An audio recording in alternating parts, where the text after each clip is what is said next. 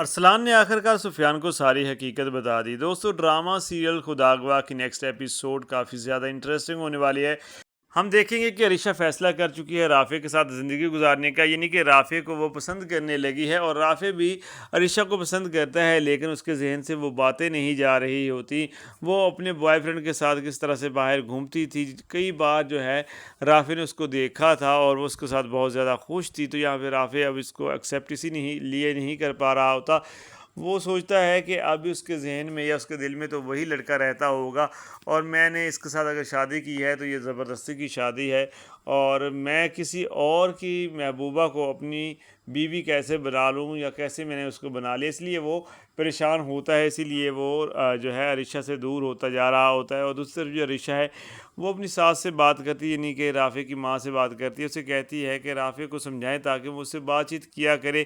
کتنے دن ہو گئے ہیں اس نے مجھ سے ایک بار بھی بات نہیں کی، اور نہ ہی کمرے میں وہ میرے کمرے میں آتا ہے، نہ ہی وہ مجھ سے کوئی بات کرتا ہے، نہ ہی کبھی اس نے مجھ سے کھانا مانگا۔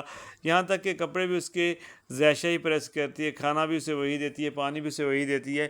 وہ جب جاتا ہے آفس اور جب آتا ہے، کبھی بھی اس نے مجھ سے یہ نہیں کہا کہ عریشہ تم کیسی ہو یا کیا کر رہی ہو، یا کوئی بھی سوال جواب کچھ بھی نہیں اس نے میرے ساتھ کیا۔ تو مجھے یہ جو ہے نا مطلب اس طرح سے رہنا بہت برا لگ رہا ہے کہ مجھے اس نے ایکسیپٹ ہی نہیں کیا، مجھے وہ اس گھر میں رکھنا ہی نہیں چاہتا۔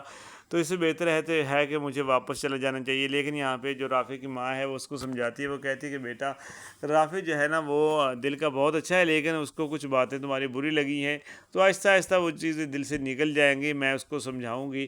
اور رافع جب شام کو آتا ہے آفس سے واپس آتا ہے تو اس کی ماں جو ہے رافع کو بلاتی ہے اور اسے سمجھانے کی کوشش کرتی ہے۔ وہ کہتی ہے کہ تم عریشہ کو رسپیکٹ اس کی کیا کرو، اس کو عزت دو، وہ تمہاری بیوی ہے، اس کے ساتھ جایا آیا کرو۔ تم اس کی پرانی باتوں کو لے کر بیٹھے ہو، تم بھی تو کسی کو پسند کرتے تھے، اگر عریشہ بھی یہ معاملات لے کے بیٹھ جائے پھر تو زندگی گزر گئی۔ بہتر یہی ہے کہ پرانے معاملات جو ہیں ان کو چھوڑ کر نئی زندگی گزارنے کا فیصلہ کر لو۔ لیکن یہاں پہ رافع جو ہے وہ یہ چیزیں بھول ہی نہیں پا رہا ہوتا ہے، حالانکہ رافع کو پہلے ان باتوں سے کوئی اعتراض نہیں تھا، لیکن اب رافع جو ہے وہ عریشہ کو پسند کرنے لگا ہے، اور جب بندہ کسی کو پسند کرتا ہے تو پھر اس کے ساتھ کسی تیسرے بندے کا نام یا اس کے بارے میں کوئی خیالات بھی آ جائے تو غصہ آتا ہے۔ اسی لیے رافع کو اب غصہ آنے لگا ہے کہ یہ پہلے اس کے ساتھ کیوں گھومتی تھی، کیوں اس کے ساتھ کھاتی پیتی تھی، کس طرح سے یہ پارٹیاں کرتے تھے۔ اب اس کو بہت برا لگتا ہے کہ میری بیوی جو ہے وہ کس طرح سے کسی اور کے ساتھ رہتی تھی۔ تو اس لیے رافع جو ہے کافی زیادہ پریشان ہے، اور ذائشہ بھی اپنے بھائی کو سمجھانے کی کوشش کرتی ہے، اور دوسری طرف جو عریشہ ہے اس کو یہ تو پتہ چل جاتا ہے کہ ذائشہ اور اس کی ساتھ ذائشہ اور اس کی ماں یعنی کہ رافع کی بہن اور اس کی ماں جو ہے وہ دونوں جو ہے بہت اچھے ہیں، اور یہاں پہ رافع جو ہے وہ بھی اچھا ہے، لیکن جو عریشہ کی اپنی غلطیاں ہیں ان کی وجہ سے ہی رافع اس سے دور ہو گیا ہے۔ اور یہاں پہ ہم دیکھیں گے کہ جو دوسری طرف ارسلان ہے وہ کافی زیادہ پریشان ہے، کیونکہ اس کی ماں نے اب صاف صاف منع کر دیا ہے کہ فضا کے ساتھ تمہاری شادی کبھی نہیں کروں گی۔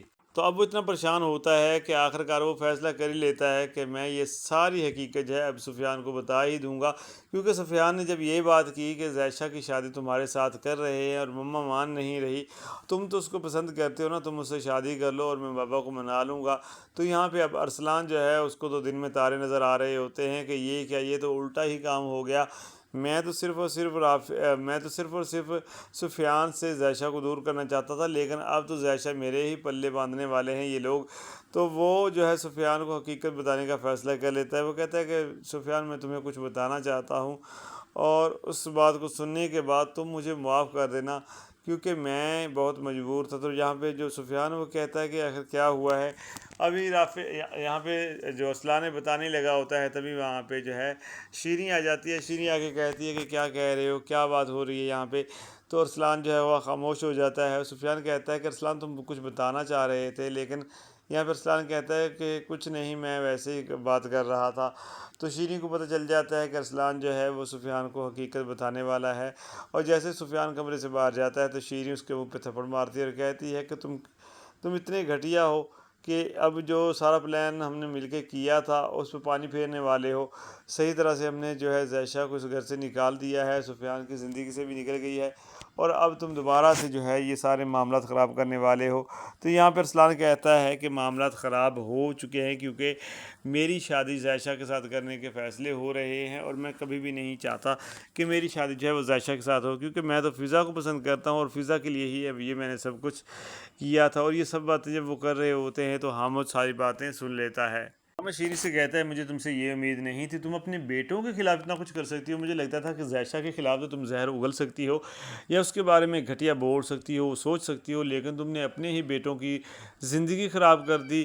مجھے بہت زیادہ افسوس ہو رہا ہے، تم ایک اچھی ماں کبھی بنی ہی نہیں، اور مجھے بہت زیادہ افسوس ہے کہ میں نے تم جیسی عورت کے ساتھ شادی کر کے اپنا مستقبل اور اپنے بچوں کا مستقبل جو ہے وہ خراب کر دیا. یہاں پہ شیریں جو ہے وہ معافی مانگ رہی ہوتی، لیکن یہاں پہ جو حامد ہے اسے پتہ ہے کہ یہ ڈرامے باز عورت ہے، اور اس طرح سے یہ معافی مانگنا اس کہ یہ سارے حربے ہیں، اور جب یہ اس طرح کی حرکت کر لیتی ہے پھر معافی مانگ کے جان چھڑوا لیتی ہے، اس کے بعد دوبارہ سے وہی حرکتیں کرنا شروع کر دیتی ہے. تو یہاں پہ حامد کہتا ہے کہ اب اس کا کوئی حل نہیں ہے، میں تمہیں چھوڑنا چاہتا ہوں، میں تم سے آزادی چاہتا ہوں، میں تمہیں اب طلاق دے دوں گا تاکہ میری جان تم سے ہمیشہ ہمیشہ کے لیے چھوٹ جائے. تو یہاں پہ ارسلان کہتا ہے کہ بابا آپ ایسا مت کریں، پلیز مما کو طلاق مت دیں.